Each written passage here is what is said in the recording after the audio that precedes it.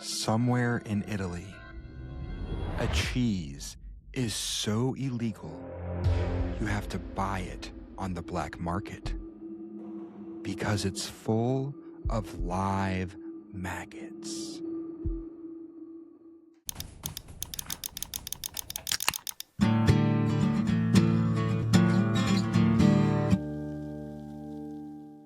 Hey, everybody. Welcome to the episode 5 of the Open Tabs podcast. My name's Joe. My name's Billy.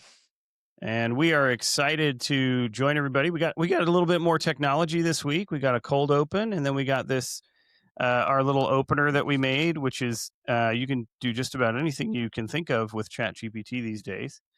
But I will say there's some hidden gems in the opening roll there.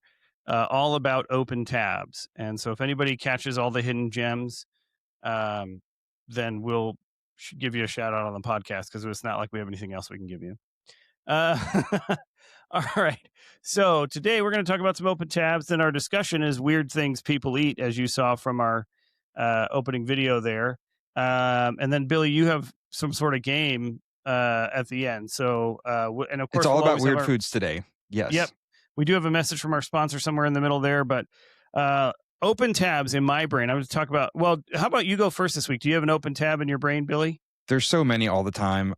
There was just an hour ago, there was a phone call from the maintenance guy at my building, and he said, there's a large puddle outside your door. And I said, I'll be there in 10 minutes.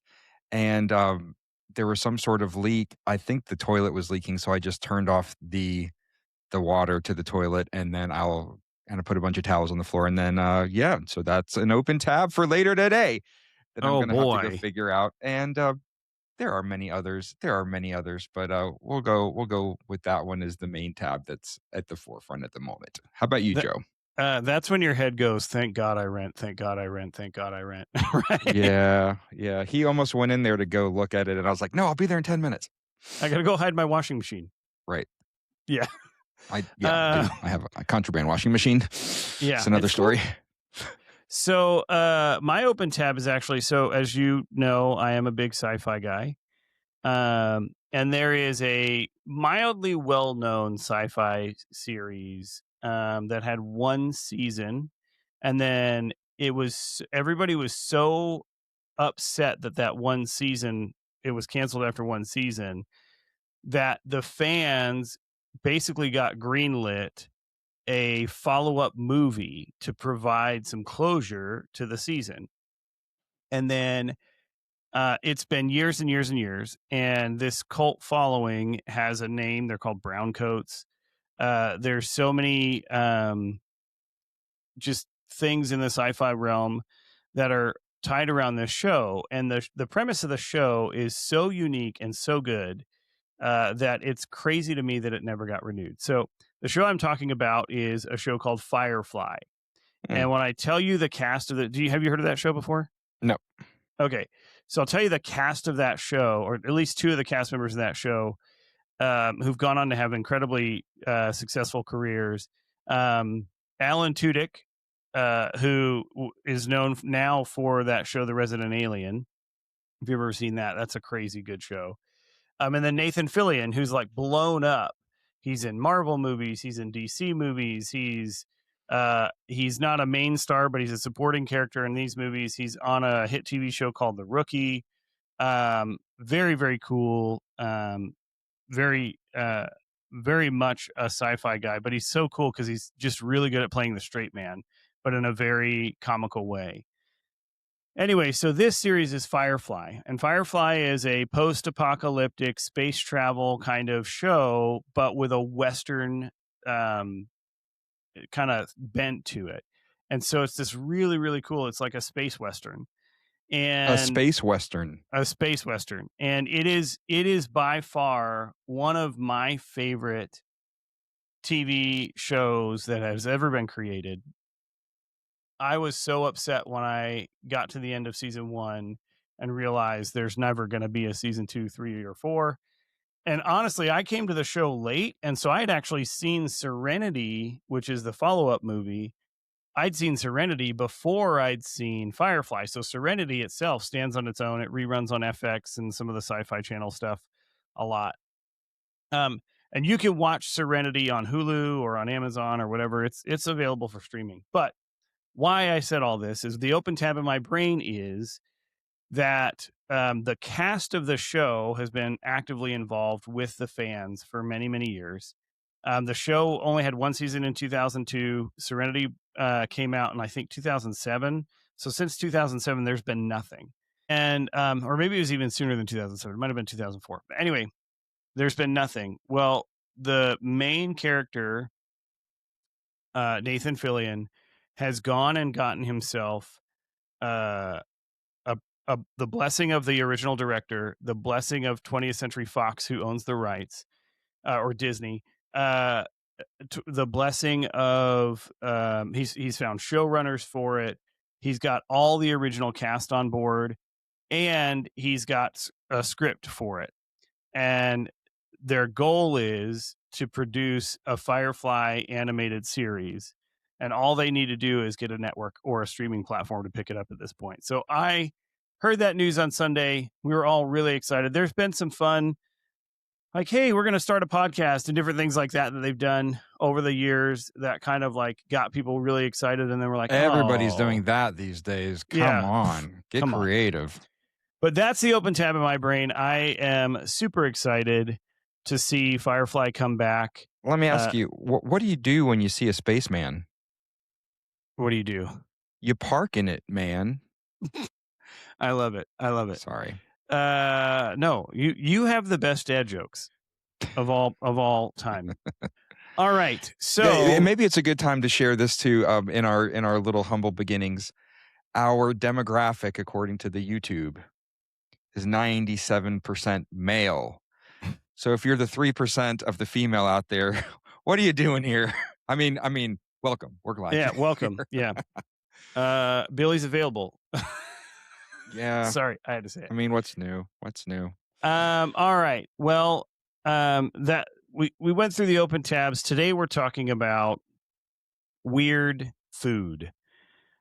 Foods like maggot cheese, other kinds of weird foods out there. We've got a couple of cool treats for you. Billy's got some stuff for you. I got something for you. So, Billy, tell me, what are some weird things that you've found that people eat? Have you eaten any of these weird things? I've had quite a few, and just going through some of these on the list. Some of them I didn't even know about maggot cheese until here recently. So I thought maybe it's just a slang for something else. No, it's actual cheese with actual maggots. Let's put a picture up to show this. I don't know if I can watch this. Don't look. I'm going to turn away. This is it. Oh. Okay, it's gone now. You can look. No, come on. You got me. Now this is my question to the maggot cheese community. Was this like a joke originally? Was this like a struggle food? I feel like sometimes, like, did this start out where some cheese went bad and they said, well, if we call it, fancy gourmet and we charge extra for it, then people will be like, this is delicious. I don't know. It's crazy to me. So I think the Italians call it Casu Marzu, and I probably said that wrong. It's made with sheep's milk. It's from a town or an area, a region called Sardinia, and it is intentionally infested with live maggots. It says the larvae break down the fat in the cheese, making it extremely soft and creamy. We just lost our 9 viewers has just gone down to 1 or 2. Traditionally, it is eaten with the maggots still alive in it, and people have to shield their eyes because the maggots can jump. Oh, yeah. You got to wear some safety goggles. Yeah, it is technically illegal in the European Union, but it is still eaten locally. I actually first heard of Maggot cheese from a show called The Amazing Race. They made their contestants try it, and I was like, no, sir, no. I have kind of a weak stomach when it comes to certain things like that. And So that is one of them. that's a hard no. You wouldn't try it. That's a hard pass. Yeah. Yeah. So next up, this is a picture that I took just moments before partaking. This is called Century Egg. Ooh. Yeah, I had this. Well, this was for our whole table, so I just had a couple slices. Quite expensive. Those were eggs. Okay. And I did a little research on century eggs. They're not preserved for a century, thank God. That would be weird. Might as well you'd have be. to like Shoot. make them. I don't know, but they're preserved in a mixture of clay, ashes, salt, and quicklime. Ooh. I don't even know what quicklime is, but clay, ash, and salt are not three things that I normally think about ingesting. So, what was it? How was it? What did it taste like? It just this is anticlimactic, but it just tasted like a very, very strong egg flavor. Just a potent egg flavor. It wasn't off-putting at all. It's like egg concentrate. Yeah, it was fine. Interesting. It wasn't bad. I wouldn't go out of my way to pay extra or whatever. It looks cool, but yeah, nothing weird flavor wise. Okay, what else do we have? So next we have a famous snack of the Philippines called balut. Balut. Balut is a duck embryo still in the shell. I think around day 21 of the gestation period, it's steamed. So it's not allowed to go to full duck hatch mode, but it's allowed to go further than a typical like chicken egg that you would crack and make your omelet with. So that's gross. I have I'll play just a portion of a clip where I'm trying it for the first time. And I say the first time because I enjoyed it enough to eat it several times on this trip to Manila. Fertilized duck embryo incubated almost to the point of hatching and then boiled or steamed. And I just bought it from a vendor. Oh, wow. Oh, my God.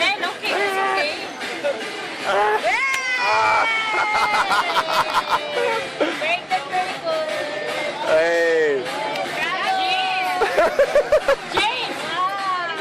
The feathers are weird. Feathers? All right, the beak. The beak is chewy, but it's delicious. It tastes like a chicken that's been, sitting in the sun for 2 weeks. Yeah, there we have it. The feathers are weird. It does have a crunch to it. It's got some, some soft bones you chew through. Yes. Oh boy. All right. I don't even know how to respond to that. I don't know that I can bring myself to try that. You are, they're sold everywhere. They have street vendors that walk by and sell them. They were even in the 7-Eleven. They have 7-Eleven in the Philippines, and you can buy them there for cheap and eat it as a snack. That's like when people buy hard-boiled eggs at 7-Eleven here. Yeah, and I always think to myself, I'm not buying hard-boiled eggs at a gas station. I'm just not going to do it. Like, yep. I'm sure it's just as bad as a Slurpee, but still, I don't know. There's something about it. Yeah, it is. Well, nowadays some gas stations even have sushi, and that's a little bit of a stretch. But yeah, no. I mean, I'll go grocery store sushi on occasion, but gas station sushi, not so much.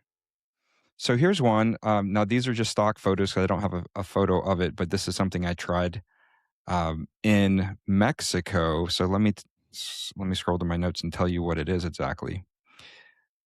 This is, and I was in a Hidalgo, Mexico, about an hour and a half north of Mexico City. The translation is corn smut, and it is a fungal disease caused by Ustalgomyces, which creates large tumor-like galls on corn ears, leaves, and stalks filled with black powdery spores. While a major crop disease in many areas, it's a prized delicacy in Mexico. In parts of the U.S. called I can't say it, harvested when immature for its earthy, smoky flavor. The fungus spreads via wind, water, and contaminated equipment, thrives in warm, humid conditions, and infects corn through wounds or silks, with stressed plants being more susceptible. Yep, and there's another picture of it. So they scrape basically this fungus off the corn, and it was delicious. I kid you not. It is like a super strong mushroom flavor. Yes, indeed. Would you That's try that, Joe? I might try it in something. Like if I didn't know it was there, if you were like, "Hey, try this mushroom." If I knew it wasn't, because I'll eat Yeah. a mushroom if I don't think about the fact that it's a fungus.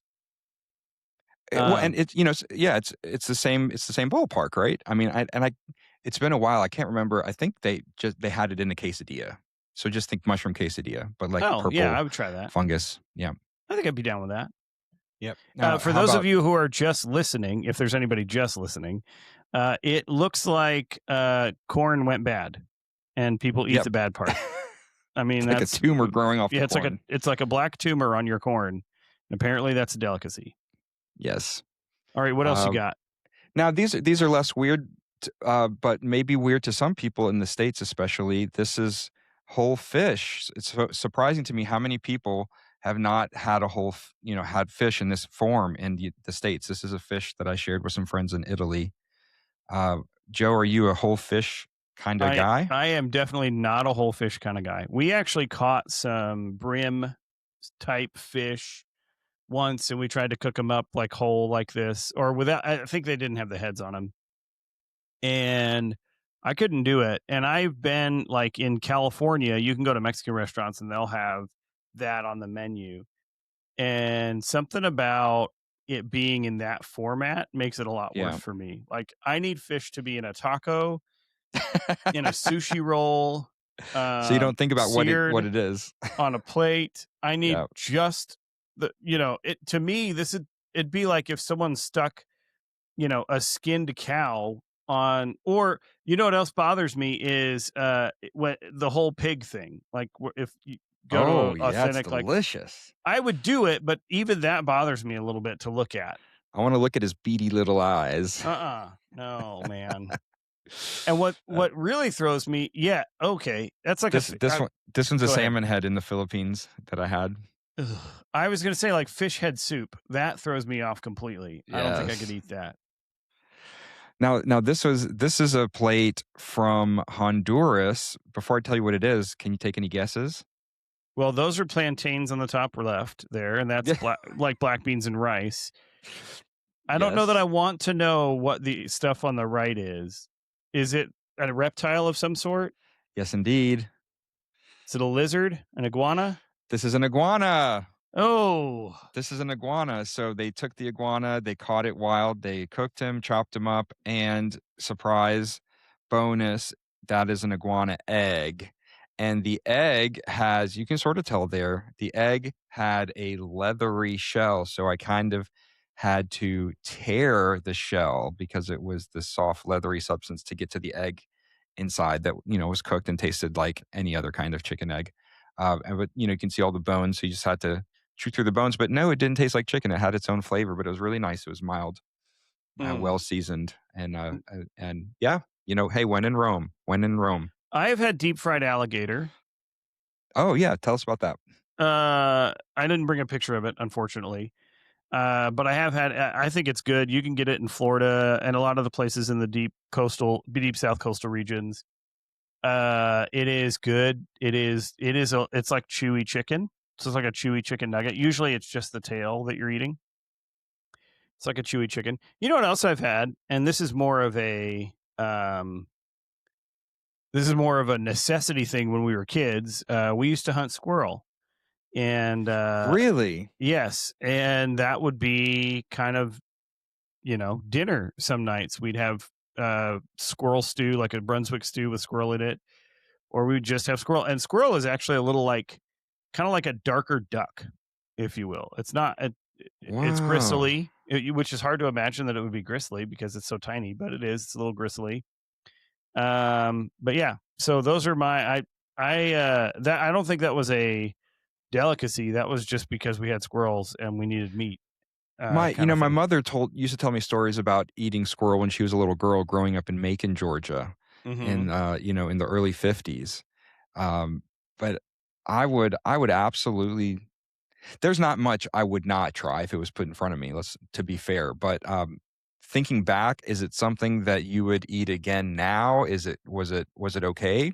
Was I it mean, decent? yeah, I would. I'd have it if I had to. I I hopefully won't get to that point, but like in a survivalist situation, yeah, I'll take a squirrel down if I have to.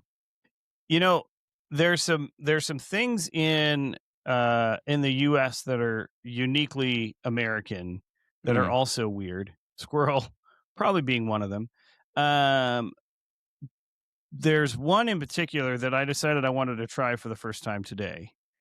And so I made one, and I don't know, this is apparently a Southern thing. It's a kind of a Depression era thing.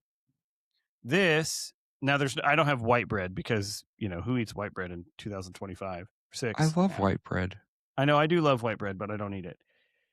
This is a peanut butter and mayonnaise sandwich. Mayonnaise a problem with this sandwich, that's for sure. Thank you, Jeff Foxworthy, for that one. Now, I've heard of peanut butter and banana, but I don't think I've heard of peanut butter and mayonnaise. So I've been told it kind of tastes like satay, and my chat GPT is kind of funny. So it said some people think it tastes like satay, other people think it tastes like regret. So I'm about to figure out which one it is. One of the two. Now we have to know once you the faces the jury is still out. The jury is still out. Or it's not revolting. Okay. I'm going to taste it the other direction. The other direction. Yeah, with the mayonnaise side down. And I feel like it is very crucial for us to know not only the brand of peanut butter, but also more importantly, the brand of mayonnaise. Oh yeah, this is a thing for people. Yes, it's a thing for me for sure. So are you a Duke's or a Hellman's guy? I am a Kewpie mayonnaise guy, which is Japanese mayo. But if it's not Kewpie, then it is Duke's for sure. Okay. So we lived in California for many years, and Chelsea grew up on Best Foods mayonnaise. Best Foods mayonnaise is in the East Coast. On the East Coast, it's Hellman's. And so we usually get Hellman's. I don't know. The mayonnaise doesn't really taste like anything.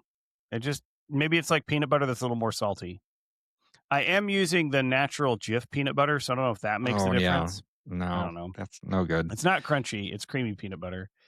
And this is like just standard Nature's Own wheat bread. I think it might be a little bit more mayonnaise-y if I had it on white bread. And I probably just chickened out on the amount of mayonnaise that I should have used, I guess. Right. Maybe I should have done like peanut butter on both sides and then mayonnaise in the middle or something. I don't know. But really, it just tastes like a salty peanut butter sandwich. So I don't know. I would eat it, I guess, if I had to. Do you know, I will say mayonnaise is a highly underrated condiment. There's a lot you can do with mayonnaise that people don't realize. I'm surprised you haven't had Kewpie. This is like sweeping America these last few years. Well, I'll have to try it. I'll have to. It's so good. So good. I've had like sriracha mayo, and I've had, It's just plain mayonnaise. It's Japan's version of it. Okay. And most of the time, 9 out of 10 times, I prefer that. Well, now I'll have to try it. But I do have Duke's. Now, have you ever used mayonnaise to fry things like a grilled cheese sandwich or yes, in a pinch, quesadilla? Because it's mostly oil. In fact, I watch a few YouTubers who have smuggled cell phones in prison, and they cook in their prison cells, and it's quite creative and ingenious. They have taken like the steel bookshelf that's built out of the wall, and they've taken one cubby of it and they've scrubbed the paint off to where it's just plain metal, and then they take the heating elements out of like a hot pot where they would normally boil water, and then they attach it up underneath the metal bookshelf, and then they have a griddle cooking surface, and so they cook on the metal bookshelf from food from the commissary. But they can get olive oil, but if they don't have the olive oil, they often use mayonnaise. Mayonnaise is like a replacement for oil when they're cooking on the grill. So it is a darn good replacement, actually. It will change your grilled cheese game for sure. If you have a sandwich press or you make grilled cheese sandwiches, use mayonnaise instead of butter. The other thing that mayonnaise is good for is actually in scrambled eggs. If you've never tried that, put a little bit of mayonnaise in scrambled eggs when you whip them up. I'm kind of a purist with scrambled eggs. I know a lot of people are, but there's a lot of restaurants actually that do add mayonnaise to their scrambled eggs, and it's actually pretty darn good. How about French fries? Are you a mayonnaise with French fries guy? I would do fry sauce, but not mayonnaise plain. I mean, I do hail my grandpa on my dad's side was from Canada, but I'm not that far. You see, when McDonald's fries, I have ketchup and I have mayonnaise, and I go back and forth and then together, back and forth and then together. I will do. This is not the same thing, but I will do when I have fries at Arby's. I'll use Arby's sauce and horsey sauce, and I go back and forth between that's Arby's good. and horsey. And horsey's kind of like mayonnaise. That's good. You know, my sister has a phobia to all sauces, specifically ketchup. Yeah, I don't remember what the name of it. There's an actual name for a phobia of sauces. She used to be really bad when she was a little girl. We couldn't go to a restaurant before they took the condiments off the table. Interesting. But yeah, she won't. But she's got weird rules. Like she'll eat salsa, chips and salsa. And I'm like, salsa is kind of a sauce. It's kind of made out of the same thing of like similar to ketchup. No, it's not. No, it's not. She got her weird rules, but she won't eat salad dressing or sauce or anything like that. So my wife does not enjoy other than Alfredo. She will not eat any kind of white cream sauce. So ranch. What is a no-go. travesty. Come on. She does now. She'll do Caesar, like on a Caesar salad, but she can't. It can't be obvious that there's a lot of dressing. She can't see just like a fine coating. Yeah. She does. So she doesn't do mayonnaise, except in a very few things that you can't not have mayonnaise in, like tuna. But yeah, she's not fond of even seeing mayonnaise out. So like if I were to squirt a bunch of mayonnaise on my plate to dip fries in, I would not be able to eat in the same room. That's hilarious. Yeah. All right, so here's a picture. This is more of a novelty, but this is a picture that I tried with my cousin and some friends in Galveston, Texas. Some dried larvae, barbecue flavor. Hey, nothing to write home about, but we've got plenty of those here. We give them to our fish and our chickens, and I mean, you're more than welcome to try some next time you come over. Now that was, obviously as you look at the box, a novelty, but look at this. This is something that cost me a small fortune, again in Mexico. These are, and I looked it up to say exactly what they are. This is the red magui worms, known in Spanish as chinenquiles. They are the larvae of the Commodia red tabachary moth. Ugh. And this was the equivalent of like $40 because each one of these has to be picked by hand off of these plants one at a time. And this is kind of how they served it. Just plain with the tortilla. And let me show you, on the way out from this restaurant, I got, let me show you. Here it is. I'm going to guess you got sick. No. Now, it wasn't my thing per se. I ended up giving the rest to somebody else. But here they are being cooked. All they put with it is salt. I mean, at least it's cooked. Yes. And this is expensive, and this is a very special dish for them. Not part of Mexico. Yep. Woo. So yeah, it was like a crunchy, similar to pork rinds. But it was, you even adding salsa, it was just dry. It wasn't, Was it spicy at all? Because I've heard certain insects are kind of spicy. Not at all. Okay. You have to add the spicy salsa to it. Okay. Basically. Oh boy. Well, any other gut-wrenching food items that you wanted to share with us? No, that was, well, I don't have a picture, but let me ask you, this one I think is delicious, but it's weird to some people. Have you ever tried or would you try escargot? I've not tried escargot. Let me think about that for a second. I think if I had to choose between escargot and caviar, I'm pretty sure I would go with escargot Okay.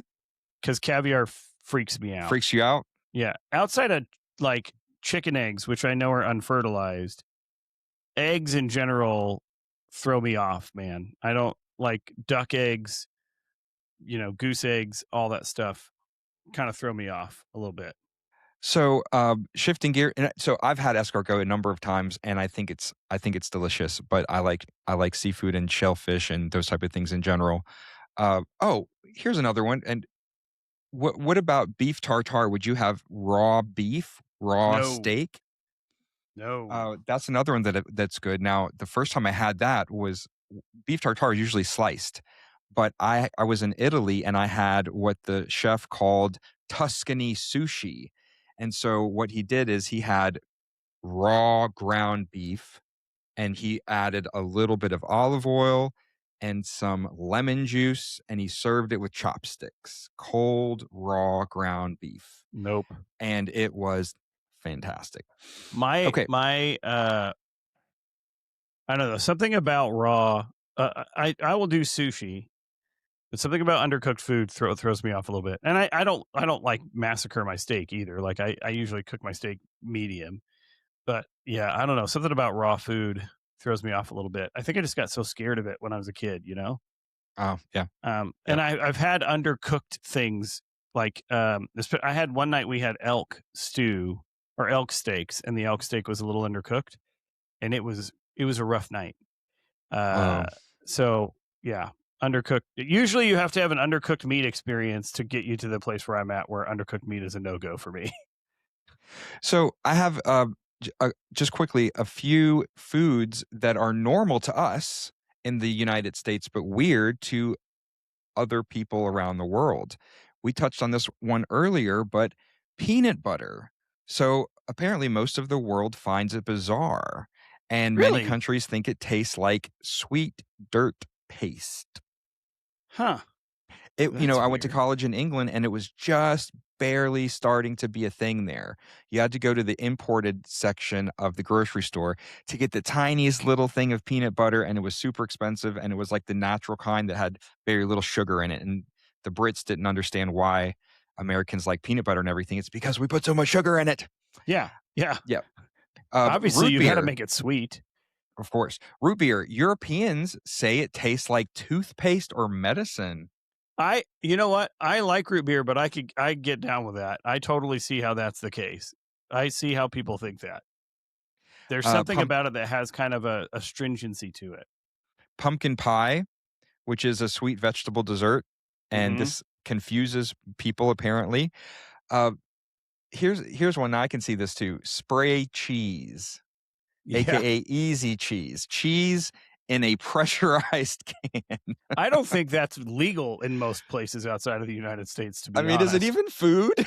No, I don't know. But it's good. I would say It's good. It's great on a cracker, man, especially like a chicken biscuit cracker. You know those little chicken flavored crackers? Yes. Oh, Chicken yeah. biscuit with some cheese whiz? Chicken on a biscuit. Twinkies, that's a food that never decays. Yeah. I love Twinkies. Twinkie went out of business, and then I think it was Hostess bought them, and that's why they still exist. Wow. They were not owned by Hostess originally. I didn't know that. I did, but yeah, Hostess bought them and kept them alive. Now, how about corn dogs? I know the Koreans love corn dogs because they do all kind of funny things with corn dogs more than we do. But corn dog is just a hot dog dipped in basically like a batter, or we have breakfast version, which is like a breakfast sausage dipped in like a pancake batter, which is also yummy. I love corn dogs. I didn't know that those were not available other places. It's interesting to me. I have a cousin from the UK. We have so much Latin influence in our foods here. And so one night we were saying that we were making taquitos, and she was like, "I'm sorry, what's a taquito?" And I'm like, "It's a rolled taco." And she's like, "Isn't that just a taco?" And I'm like, "Well, no, it's like hard, it's crispy." And she's like, interesting. Yeah, so it's like one of those funny, like, the things that are so commonplace to us, and then no reference point. And it's funny, we're over here judging Maggot cheese while we're spraying cheddar from a can. Yeah, that's true. Well, here's what I will tell you though: there's definitely no maggots in it. You know what I mean? They can't live under the pressure. Fair enough. So here's a few gross foods that are actually delicacies. Have you heard of, and I'm going to butcher it, from Sweden, surströmming? This is, oh man, you we'll have to look at it later on YouTube. It is fermented herring, and it comes in a can, and it's people, for YouTube videos will open it, and just the smell, they'll start gagging and choking. Yeah. It's fermented herring. So my dad used to eat sardines. He'd put them just on white bread or on a cracker, and I couldn't do it. And so that would definitely be a problem for me. Then in Iceland, we have hakkari, which is fermented shark. I saw a documentary on this a few weeks ago. They have a specific type of shark, and they have this process. It's months long, and it's fermented, and it smells like ammonia. And people, they just take a little cube of it and eat it, and it's like clears your sinuses with like ammonia smell. Durian, I've had this. Durian is a very strong fruit. People say it smells like garbage or gym socks, and it's banned on some trains and hotels. Yeah, and the other term for durian is jackfruit. Yes, and so vegans a lot of times will, because it has kind of a fleshy texture, vegans will use it as a meat substitute in tacos and things like that. I've actually had jackfruit tacos. And once the durian is like cooked and seasoned right and like done correctly, and then it kind of has almost a citrusy flavor to it. So it lends well to like a Mexican food, like a taco or something like that, I think. But yeah, I've had jackfruit tacos before, and I've tried jackfruit tacos at home. And I will say it was not as successful as getting it at a restaurant. And my family was not super pleased either that I made them. One thing that a lot of these have in common is that they smell worse than they taste. So a lot of times if you get past the smell, then you're okay. Escamoles from Mexico is ant larvae. Different from what I showed a few minutes ago, but ant larvae, escamoles in Mexico, called insect caviar. That doesn't make it sound any better. No, it doesn't. Cambodia has fried tarantulas. Would you eat a fried tarantula, Joe? No. Come on, buddy. There's a lot of like insect candy, right? Like, ant cough drops and like scorpion. In Arizona, you go to the airport, they're selling scorpion suckers. Who's going to eat a scorpion sucker? A sucker. I'm not doing it, man. Finally on this list, blood sausage or black pudding. Yeah. I ate this all the time in England. In fact, once in a while, I still do. We have some British import stores here in the Atlanta area, and you can get it frozen, and it's part of a full English breakfast, and it's fire. It's good. Just tastes like a really strong kind of sausage. Yeah. Does it have that like hemoglobin taste to it, like the blood taste to it? Not exactly. It's got an iron taste, but it's a strong sausage taste, and it's not like a pudding. It's like a sausage, like an patty. Okay. It's solidified, I guess you could say. Okay, so let's transition this. Just a short little game. Wait. We got to have our word from our sponsor. We can't miss our sponsor. That's right. We got to get paid. That's right. So today's episode is actually sponsored by Meetings That Could Have Been an Email. It's the proud workplace tradition of gathering 8 people in a room to read slides or bullet points out loud that everyone would listen to like a bedtime story. In fact, half the people sleep through it. That's right. Why send a clear, concise message when you can schedule a 45-minute meeting with no agenda, 3 side conversations, one guy on Zoom who hasn't unmuted since 2019, and then, of course, there's always Jeff, who forgets to mute when he goes to the bathroom. Whether it's a global quarterly update, a weekly team-wide status check, or just your run-of-the-mill stand-up, it could have been an automated report and dashboard and saved you 25 minutes. But what would the fun in that be? Meetings that could have been an email. You can always count on them to turn 2 sentences into a calendar event. Visit uselessworkstress facebook.com/opentabs20 to receive 20% more meetings in your week. There you go. Fantastic. Yeah. Who wants 20% more meetings in their week? We are grateful for our sponsors. Well, next week's sponsor is going to be conversations with your spouse that could have gone much better over text. So hey, I need to take some notes for that for the future Mrs. I'm so sorry for her, whoever she turns out to be. Okay, so last but not least, this we did save the best for last, perhaps.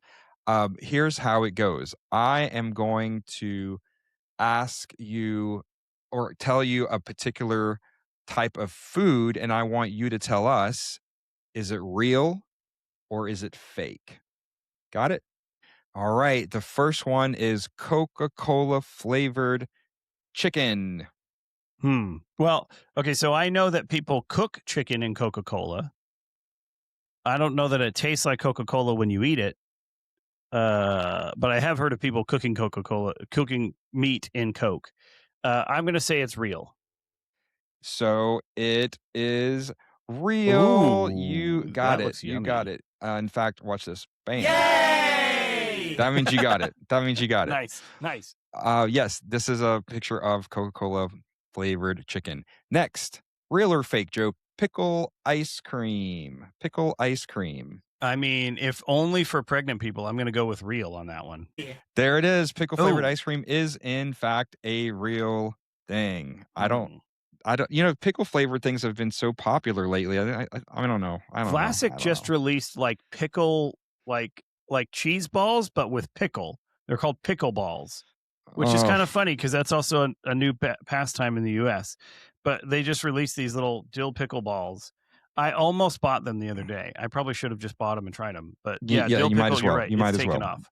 Yep. So pickle ice cream sold by shops like the Lucky Pickle Dumpling Company and packaged brands. Next, mustard ice cream, real or fake? Mustard ice cream. I hope that's fake. What say you? I'm going to go with fake. I don't think anybody would be stupid enough to make mustard ice cream. No. It is real. This is mustard ice cream. It is French's. So French's, the brand, partnered with Cool House for a limited edition mustard ice cream. Gross. My goodness. I don't think I could. Next up, Spam Oreos. Real or fake? Spam Oreos.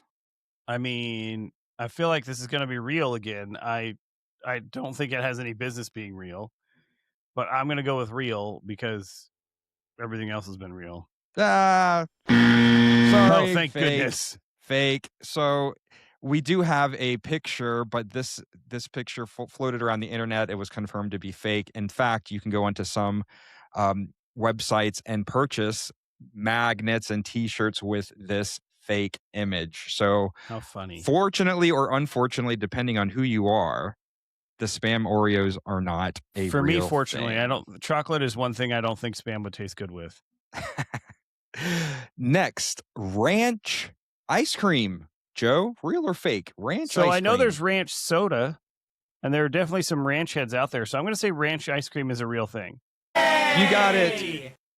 This is ranch ice cream. Yes, indeed. Hidden Valley and Van Leeuwen released a ranch flavored ice cream. I'll try anything, but it does. I don't know. It doesn't sound too. I might tasty. Could you could you take carrots and dip it in the ranch ice cream? That might be kind of good. And then it makes it, a healthy dessert. Yeah, it's a healthy dessert at that point. And then last on our list is garlic soda. Joe, is it real or fake? Garlic I hope soda. Not. Again, I know there's bacon soda and buffalo wing soda and all that kind of stuff. I hope garlic soda's fake. That's just asking for trouble. Oh. It's real. And here's the picture. Yes, indeed. Coca-Cola. Why is it Coca-Cola brand? I'm telling you, black garlic soda and other garlic sodas are novelty drinks sold by some soda makers, including name brand Coca-Cola. Okay, now we have to go to the Coke Museum and see if they have it there. I don't know that I would try it, but we got to see if they have it. Yes, we do. For those who haven't been to Atlanta, Coca-Cola was invented back in the day here in our very city of Atlanta, Georgia. And there is a Coca-Cola museum, and one of the famous sections of the museum is Coca-Cola products, different flavors of soda that are sold in other parts of the world, but you can taste test them there in the museum in Atlanta. Flavors of soda that you would have to go to other countries for otherwise. You can taste it. They give you a little cup and you can taste it. And some are fantastic and some are disgusting to our palates. But yeah, we'll have to go and check that out. So I think you did pretty darn good on that one, Joe. Yeah, So I only got 2 wrong, right? you get a round of applause. Very good. Very good. All right. Well, everybody, that is our show for today. You can find us on opentabspc.com, opentabspc.com. That's OpenTabs Podcast. Thank you for joining us. Hopefully we will not lose the 3% of the female viewership from today's video. But it was a fun one. I think it's always exciting to talk about food, because food is one of the most important things to us as a culture, as a people. It's the one thing I think that always brings people together, which is great. That's about it. Billy, you got anything else? So we would love to hear from you guys. If you will drop a comment wherever you're watching or listening to this, let us know. What do you think about the weird foods? Are they weird? Are they not weird? What's something that you have tried or would never try? Let's keep it rolling. We want to hear from you. And that about wraps it up until next Monday. All right. Thanks, everybody. Have a good one. Bye, everyone.